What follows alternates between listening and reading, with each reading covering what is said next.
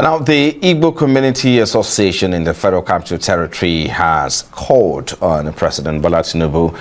to explore political avenues for the release of detained IPOB leader Nnamdi Kanu, emphasizing the need for dialogue in addressing national concerns. At the press briefing in Abuja, President General of the Association, Nkenna Elise Ezenekwe, urged the federal government to prioritize a political resolution to Kanu's case, stating that peaceful engagement is vital to fostering national unity and addressing lingering grievances in the Southeast.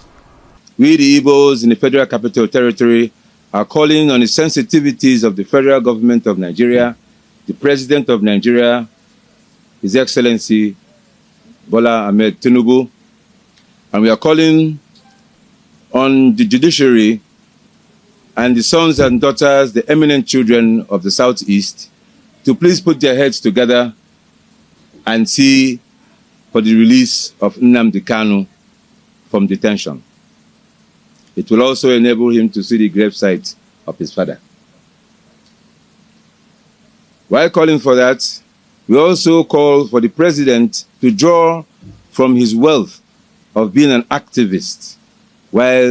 before he became the senator in Lagos, to remember the days when he fought for democracy in Nigeria, and to draw from that,